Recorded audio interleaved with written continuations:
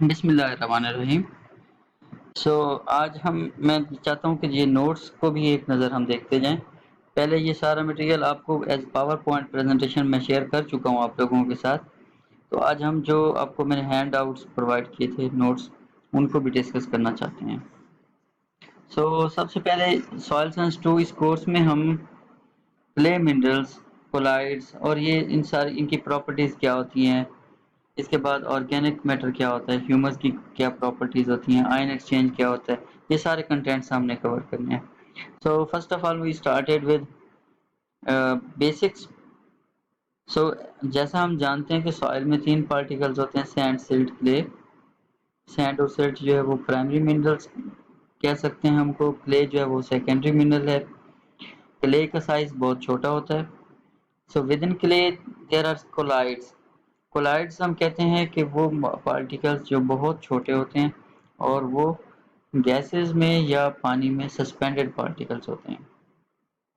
तो ये सारा हम कवर कर चुके हैं ऑलरेडी। अगर आप गो थ्रू होते जाएंगे, ये कोलाइड्स की डेफिनेशन थी। उसके बाद कैरेक्टरिस्टिक्स थे कोलाइड्स के, क्या जनरल प्रॉपर्टीज़ हैं।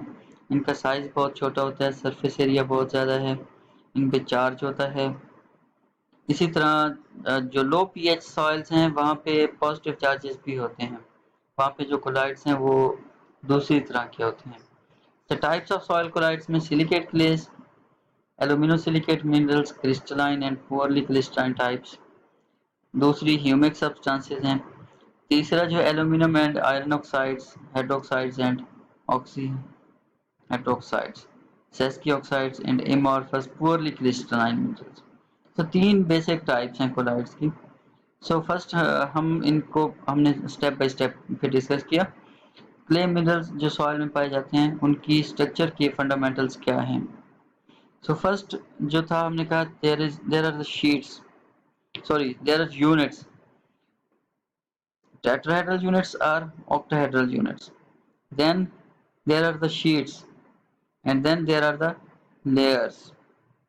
नेक्स्ट पेज पे आ जाएं तो यही आप देखेंगे। फिर 2 तरह की मिनरल्स हैं, वो मिनरल्स जिनमें एक शीट टेट्राहेड्रॉन की है और एक शीट एल्यूमिनियम ऑक्टाहेड्रॉन की है। इसी तरह वो मिनरल्स जिनमें एक लेयर ऑक्टाहेड्रॉन की है और 2 लेयर्स टेट्राहेड्रॉन की होती हैं। फिर यहाँ पे ये थोड़ी सी इसकी एक्सप्लेनेशन थी कि यूनिट्स होते हैं, उसके बाद शीट्स हैं, शीट्स के बाद लेयर्स और फिर crystal. Within mineral there are different layers and within layer there are different sheets and within sheets there are different units. तो ये एक समरी थी क्ले मिनरल्स की, जिसमें 1 टाइप केओलिनाइट, उसकी क्या प्रॉपर्टीज हैं, 2 टाइप एंड 2 टाइप। ये भी एक एक्सप्लेनेशन है, या कह लें एग्जांपल के तौर पे कि केओलिनाइट क्या है, स्मेक्टाइट कैसे बनती है। अच्छा, पाकिस्तान में कौन सी मिनरल्स पाई जाती हैं? इलाइट, केओलिनाइट, मोलिब्डेनम, क्लोराइट एंड वर्मिक्लोराइट, ये पाकिस्तान में पाई जाती हैं। ये तो था बैकग्राउंड जो हम प्रेजेंटेशन की फॉर्म में ऑलरेडी कर चुके थे। इससे आगे थोड़ा सा आगे मूव करते हैं। अच्छा, इसके बाद है iron and aluminium oxide and hydroxide clays. These are also called Sasky oxides. These are commonly dominant in soils formed from parent material rich in iron and aluminum in tropical and semi-tropical regions, where weathering has removed much of the silica from the clay fraction. These soils have good physical conditions and are well drained, but have poor fertility due to excessive leaching of bases. These minerals have little or no crystallinity and very low nutrient holding capacity due to low cation exchange capacity. मतलब ये कहने का कि ऐसे इलाके जो tropical semi tropical regions हैं, जहाँ पे सिलिका सॉइल से रिमूव हो जाता है लीच डाउन के जरिए, ड्यू टू हाई रेनफॉल, ज़्यादा पानी की वजह से या ज़्यादा वेदरिंग की वजह से। सिलिका रिमूव हो जाता है और बेसिक कैटायंस रिमूव हो जाते हैं। तो उस वजह से आयरन और एल्यूमिनियम ऑक्साइड्स इकट्ठे हो जाते हैं। तो ऐसी ज़मीनों में जो है कहने फर्टिलिटी भी कम होती है और कैटायन एक्सचेंज कैपेसिटी भी कम होती है। तो इनकी कुछ एग्जांपल्स हैं कि आयरन की कौन सी मिनरल्स हैं, एल्यूमिनियम की कौन सी मिनरल्स हैं। अच्छा, इसके बाद है allophanes and other amorphous minerals. Amorphous means जो पाउडर्ड फॉर्म में होती हैं। These are non-crystalline silicates and include olefins and imogolite. These are most difficult to study than well-crystallized minerals. Olefins are the most abundant amorphous minerals and have general composition as hydrated Al2O3, Fe2O3, and SiO2. These occur as a major constituent of young soils formed from volcanic ash. They are commonly found in Japan, New Zealand, New Guinea, Western Victoria, and South Australia. The cation exchange capacity of olefins is highly pH dependent and ranges from 70 to 150 centimole charge per kg neutral to alkaline soils. They have high surface area that depends on degree of crystallinity. So ये एक और तरह की minerals हैं जो कुछ soils में पाई जाती हैं जो वोल्केनिक एश से डेवलप होती हैं। खास तौर पे ये कुछ इलाके यहाँ पे बताएं जापान, न्यूजीलैंड वगैरह वहाँ पे। तो इनकी प्रॉपर्टीज ये हैं कि इनमें कैटायन एक्सचेंज कैपेसिटी वो पीएच डिपेंडेंट होती है कि पीएच की वजह से चार्जेस अगर नेगेटिव चार्जेस ज़्यादा हैं तो वहाँ पे कैटायन एक्सचेंज कैपेसिटी ज़्यादा होगी। अच्छा, इसके बाद organic soil colloids. Organic soil colloids means humus particles. ये बहुत इंपॉर्टेंट हामिल हैं। इनका साइज बहुत स्मॉल होता है और लार्ज सरफेस एरिया होता है। इसको हम ह्यूमस भी कहते हैं।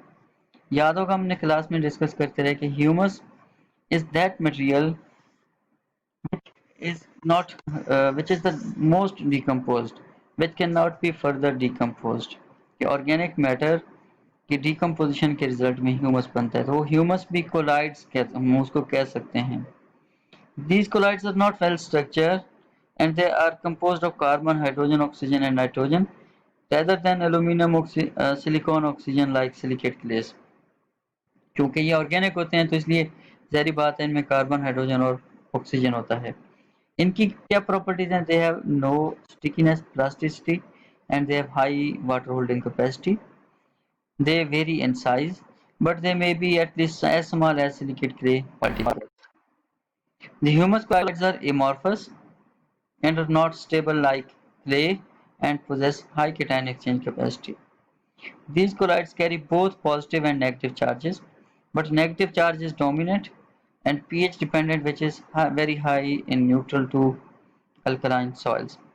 अच्छा, इसके बाद एक इम्पॉर्टेंट टॉपिक ये आज डिस्कस कर लेते हैं, बाकी बाद में करेंगे हम, कि ये जो क्लेज हैं इनका एग्रीकल्चर और एनवायरमेंटल क्वालिटी में क्या किरदार है, हम क्यों पढ़ना चाह रहे हैं बार बार। इनफैक्ट किसी भी सॉइल में क्लेज बहुत ज़्यादा अहमियत के हामिल हैं। क्लेज की वजह से फर्टिलिटी, सॉइल की टेक्सचर, सॉइल की स्ट्रक्चर, ये सारी चीज़ें डिपेंड कर रही होती हैं। तो first of all nutrients availability के nature of clay influences the nutrients availability to crop plants.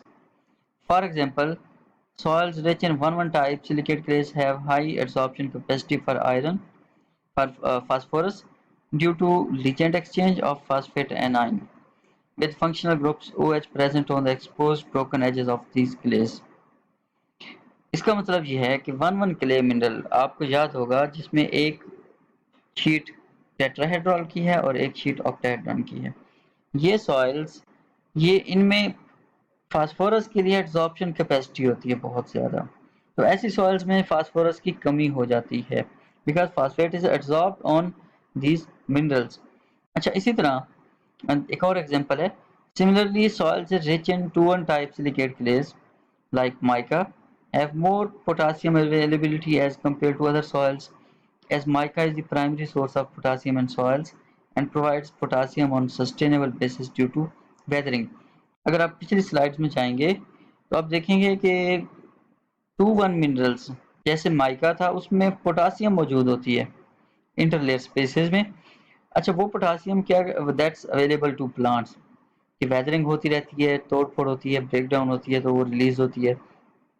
तो हम कह सकते हैं कि जो न्यूट्रिएंट्स अवेलेबिलिटी है वो डिपेंड कर रही है कि नेचर ऑफ क्लेस कौन सी है।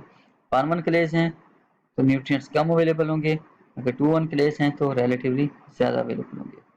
अच्छा, एक और importance, soil colloids retain and release plant nutrients through ion exchange. ये आयन एक्सचेंज का टॉपिक हमने अगेन अब बाद में भी पढ़ना है बहुत ज़्यादा डिटेल से। आयन एक्सचेंज में क्या होता है कि जो नेगेटिव चार्जेस हैं सॉइल्स में वहाँ पे कैटायंस अटैच हो जाते हैं और बाद में सॉइल सॉल्यूशन के साथ उनका एक्सचेंज होता रहता है और जब प्लांट रूट्स होती हैं वो सॉइल सॉल्यूशन से उन केटाइंस को या एनाइंस को अपटेक करते हैं। They are important in the development of soil structure, thus modify the textural effect on plant growth and water retention. Soil structure को मॉडिफाई करते हैं क्लेस। कैसे कि जैसे क्ले, सैंड और सिल्ट इनकी परसेंटेज चेंज होंगी तो स्ट्रक्चर चेंज होती है। अगर ज़्यादा क्ले हो तो हार्ड सॉइल्स होती हैं, कम क्ले हो तो नर्म सॉइल्स होती हैं। तो प्लांट ग्रोथ पे और वाटर रिटेंशन पे डेफिनेटली इफेक्ट होता है। They are important in management of soils, engineering work, construction of roads, buildings and airports due to their shrinkage and expansion।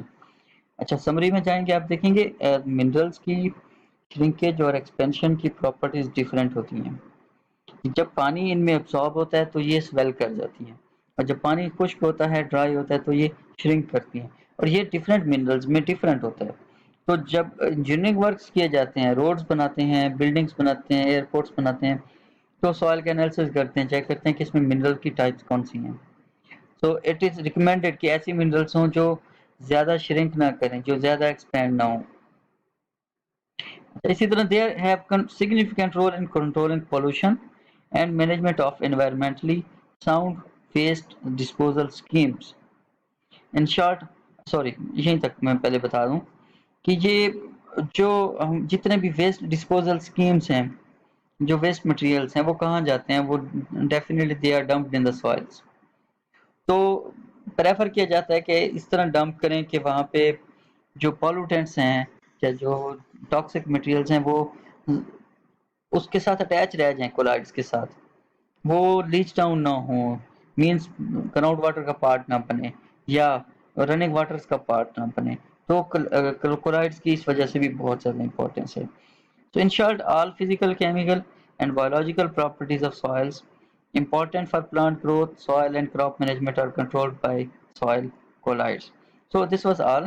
इसके बाद जो होगा next topic sources of charges on soil colloids. अभी हम बार बार बात कर रहे थे कि कोलाइड्स पे नेगेटिव चार्जेस होते हैं, वो होते कैसे हैं वो हम नेक्स्ट लेक्चर्स में डिस्कस करेंगे। Thank you.